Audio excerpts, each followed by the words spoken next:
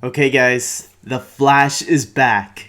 Hey, everybody, this is David, and today I am going to be talking about The Flash Season 2, Episode 1, The Man Who Saved Central City. And this episode literally takes place where the finale takes off. Okay, not really, and I'm going to explain that right now. Basically, this episode takes place 6 months later.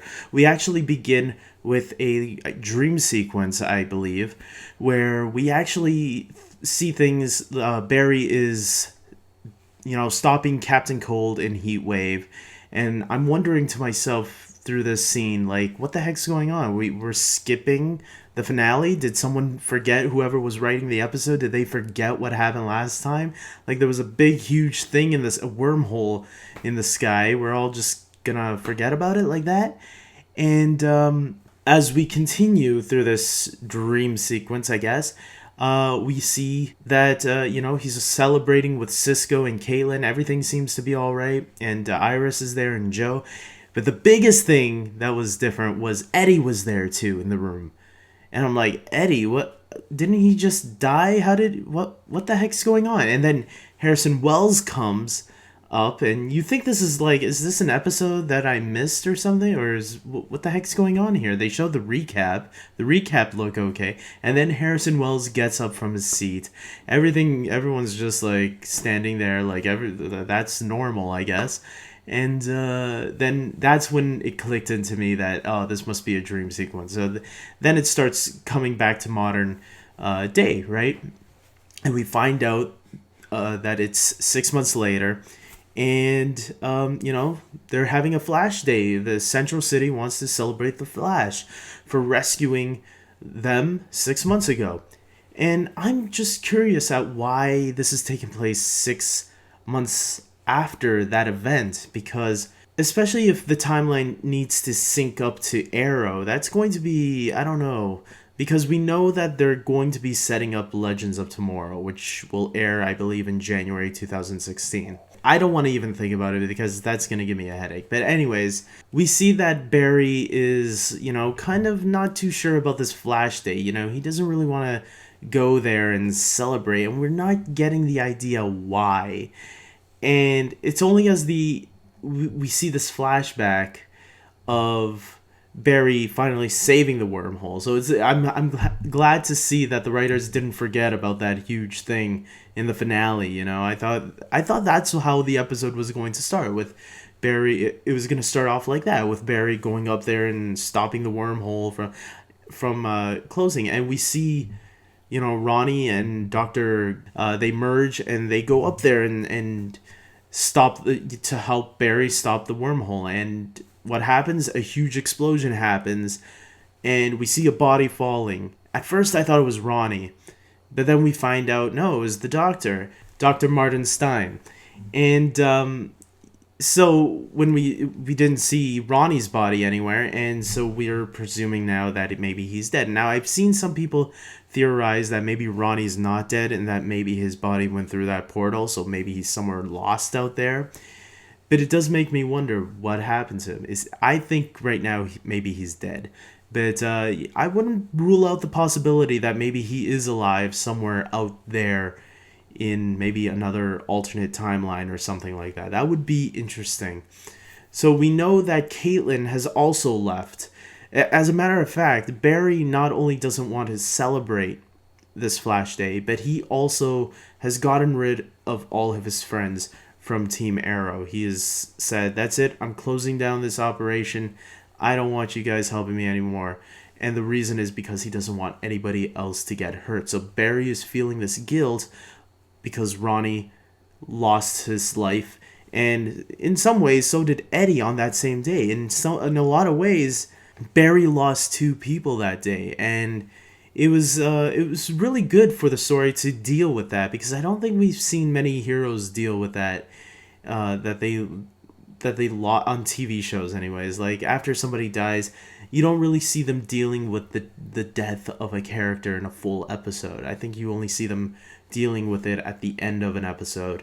So it was nice to have that, like, see what the consequences is. Like, even after 6 months, Barry is still living with that guilt. I thought that was actually a really nice story for the episode to deal with. Even though it didn't really feel as big as I was hoping the episode to be, but I guess that's my fault because I was coming in with huge expectations. But the episode actually was a nice little warm welcome back, you know? It wasn't trying to be big. It was just saying, come on, guys, we're back, so give us a hug kind of deal. And yeah, it was a nice episode to return to. It wasn't what I was expecting, but it was good. We also get the Atom Smasher, who is our main villain in this episode. And the Atom Smasher, I liked the way he was done. Like, I thought it was cool. The special effects on Flash is pretty remarkable sometimes. And especially for a CW show. I mean, yeah, definitely they're doing pretty good with that. I did feel like he was a little bit corny at times, though. But it wasn't too bad. It wasn't too bad. So, and you know, I give props to Flash for at least trying to pull this character off, because when you do think about it, like, I wonder if this was their way of practicing to see if they could pull off the Atom, played by Brendan Routh, because we know that that character is going to have to shrink, right? So I wonder if this was their way to test to see if people would accept a growing man, and if they do, maybe they'll accept a shrinking man even more.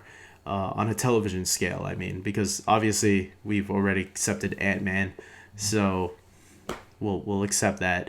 I actually didn't mind Iris in this episode either. I actually thought she played well in this episode, which is funny to me because, you know, if you know me, you know, I always complain about a lot of the female characters in these DC shows since Smallville, right? There was Lana, who started off as a good character but really went down a bad path, even though she kind of came back once in a while. Laurel is, again, she's a hit and miss too.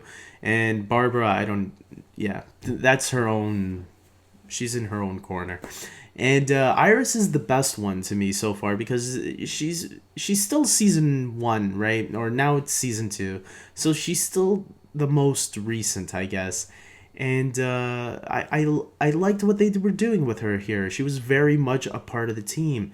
And she really did a lot to help support Barry. And I like that. I like to see more of this, Iris. And I was kind of worried because where were they going with Caitlin?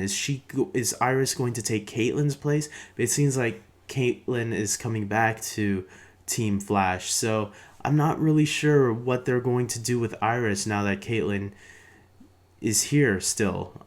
It's going to be interesting to see what Iris's role will be in the remaining time of this season. I really liked Cisco, you know, the flash signal, which was a reference to the bat signal, and Cisco's little line about, oh, I seen it in a comic book. That was a really nice line, got me laughing. Of course, one of the big things in the episode as well was Harrison Wells' confession, or I shouldn't really call him Harrison Wells, right? It's Eobard Thawne. But anyways, his confession, he left a video to the lawyer, I guess, to give to Barry if he ever died. And he died, so Barry watches it with Caitlin at the end of the episode, and yeah, he confesses. He gives a whole confession that he was the one that murdered Nora Allen. And it was good. I think this needed to happen. This should have happened at the end of last season, but I guess there was so much going on in that episode that, okay, let it happen here in the season premiere. And then, you know, Henry Allen gets free. He's free from prison, no charges, and he decides to up and leave. And I'm like, what? You just got out of prison and you're leaving now?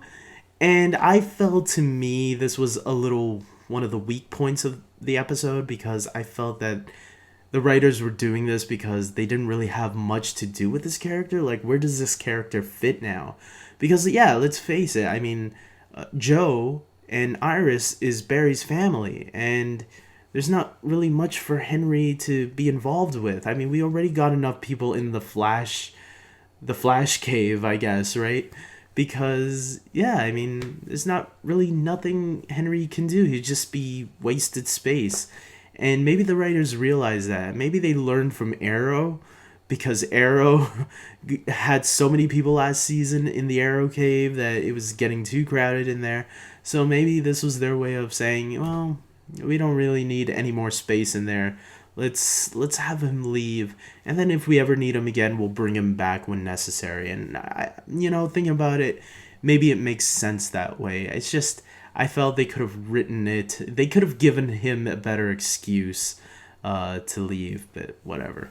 Another weak point about the episode is the very end, where we finally get to see Gerrick. It seems like all is well, and they're talking about the security in this place, this in Star Labs now, that no one will be able to get in.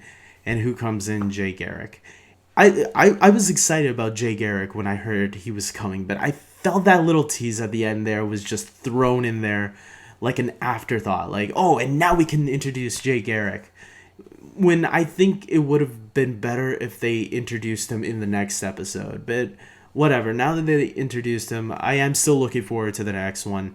And it was fine. I'm going to give my full score. I give this episode an 8 out of 10. It wasn't anything mind-blowing, but it was a nice episode. Nice little... There was a good flow to the episode that I really enjoyed. I thought there was some pretty good action with against the Atom Smasher. The special effects were really cool as usual, and yeah, I like the character development with Barry, that he had to deal with these consequences of what happened on that day.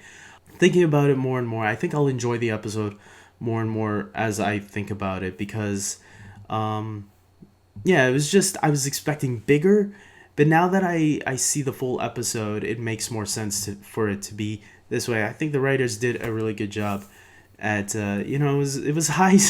They set such high standards last season with the finale that we were expecting it something huge. So I hope a lot of people don't go in with huge expectations. I hope they bring it down a little bit, and because it was still a really good episode at the end of the day, and much better than some other shows that I've seen of their premieres, So, yeah, I can't wait to see how the rest of the season is going to turn out. I can't wait to see what they're going to do with Gerrick. We know Wally West is going to be coming sometime this year. I'm curious to see how Harrison Wells will be back, because we know Tom Cavanagh, who played Harrison Wells, aka the Reverse Flash, will be in this season as a regular again. So what about Eddie? Where did his body go at the end of the finale? I'm curious if they'll answer that. One of the biggest gripes I had, before I go, one of the biggest gripes I've had, and this is probably why I had it at an 8, is how come the timeline isn't changed? After Eddie shot himself in the finale, I was expecting some things to be different in this episode, but it looks like no consequences. Everything's still going as planned. So how does that affect the future? How does that affect the past? Because Reverse Flash is a big problem in the story of Barry Allen's life. But now that he's not born in the future, what does that? Does Professor Zoom, this Zoom character that was referenced at the end, does he have anything to do with Nora Allen's death now? Is something going to happen there? Because now this Zoom guy apparently wants to kill Barry. Who the heck knows why? I don't even think Harrison Wells or Eobard Thawne gave us his full reason on wanting to kill the Flash. He kind of skimmed over it. So I'm wondering what Professor Zoom's reason for killing the Flash is. So I am very curious about this season, and it's a nice start. So I'm expecting, just like last season, for the show to just get better and better and better as the season goes on. And it looks like they have a nice little setup here. So I'm looking forward to it. And until next week, guys, take care.